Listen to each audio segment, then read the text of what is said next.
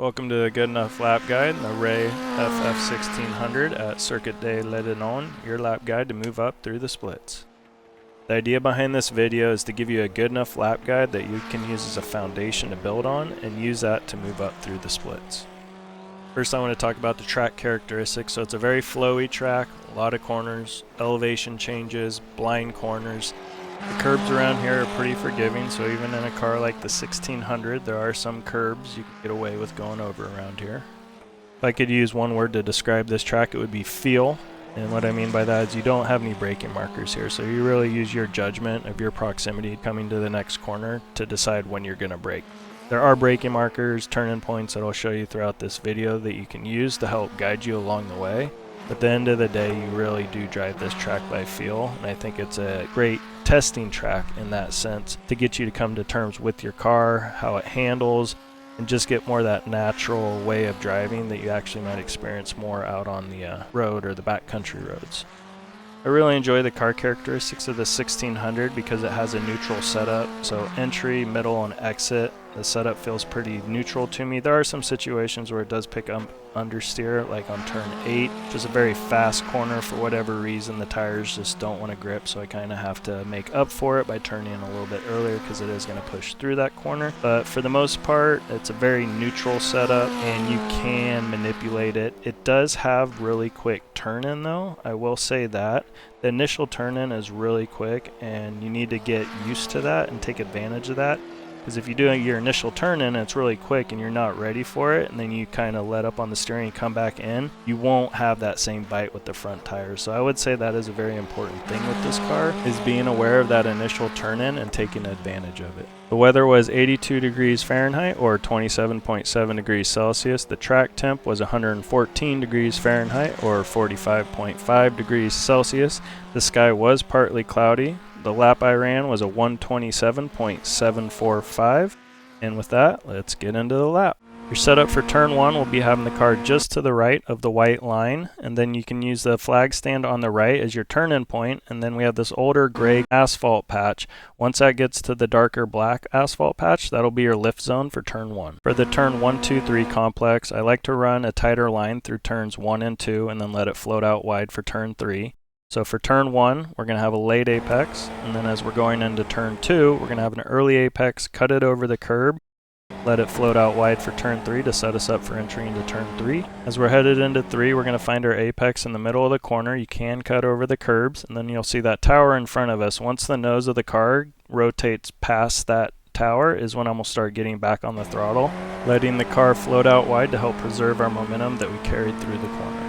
As we approach turn 5, we're going to line up the middle of the car with the white line, and where the white line kinks to the left, that's where our braking zone is going to be. I prefer to run a shallower line through this corner because the car has so much grip you can get away with it instead of swinging out wide and then cutting in. And then it's more of a middle apex, maybe just slightly a middle late apex, and then get back on the throttle as you're getting through the apex.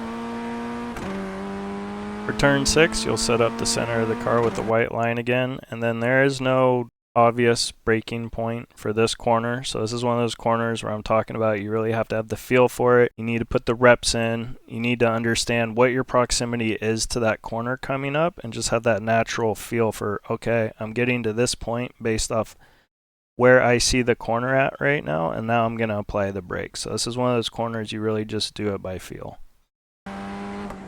As we're headed into turn 6, we're going to have a wide entry and get a late apex here. Don't touch the inside curb. It's okay to go over the red and white curbs. We'll let the car float out wide. You can let the center of the car get right over to the red and white curbs. Any further out, you'll get a penalty. Simple for turn 7, just cut that late apex right there. Here we're going to line up the white line just to the right of the nose of the car. Your turn-in and lift points for turn 8 are going to be where the sand starts on the left. And as you turn in the car, just be aware you're going to pick up understeer. So you want to turn in sooner than you think so you can hit your apex appropriately. You can touch the curbs. I didn't touch the curbs in this lap. But I do find a middle apex is really important. If you get too early in apex, it usually pushes you out too wide and you get a track penalty going into turn 9. As we approach turn 9, you're going to line up the center of the car with the center of the red and white curbs. You'll find your braking zone before that gutter on the left. You see the little drain there. So just 10-15 feet before that drain is where your braking point's going to be. Turn 9 is another corner I like to take a tighter line on entry. Just because the car has so much grip, you're going up into a hill, it's going to even compress the car even more, push those tires into the pavement anymore, so you can take advantage of that grip and run the shorter line around the corner. It'll be a middle apex, and then you'll get back on the throttle as you're reaching the apex.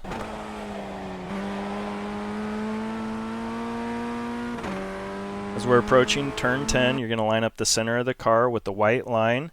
This is one of those corners, you got to get the feel for it, you got to put the reps in, you got to get the muscle memory because it's a blind corner, blind apex, you can't see anything. As we move forward, there are some indicators you can use to find your apex, like these bushes right here. As we're approaching the corner, just use those as your indicators of where the apex is going to be. As we're going through turn 10, we're going to cut over the curb pretty significantly. You don't want to get too ambitious with it though, because they will give you a slowdown penalty, but you definitely don't want to go wide. It just completely destroys your time through the corner. At the least, have your left tires over the red and white curb. And as we're exiting the corner, we're going to let the car float out wide. As we're getting close to the white lines on the right, we're going to start our trail braking for turn 12. We're going to have a late wide entry, and then we're going to have a late apex. So we want to make sure we don't hit that inside curb. Honestly, I don't even like to get too much of the red and white curbs. It tends to unsettle the car right here. But most importantly, you just want to get that late apex, arc the corner out as much as you can, and hit that late apex. As we're coming out of turn 11, you can cut the curb on turn 12 more than I did here, and it doesn't really seem to upset the car. And then as we head down the short chute, you're coming up to the braking point for turn 14.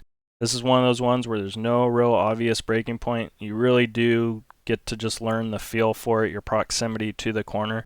But if you like, you can use the last Automoto sign on the left as your braking guide for this corner. Then as we're heading through this little kink here, you can pretty much cut all of it. Just don't let those left side tires get on the right side of the white line or they'll give you a slowdown penalty.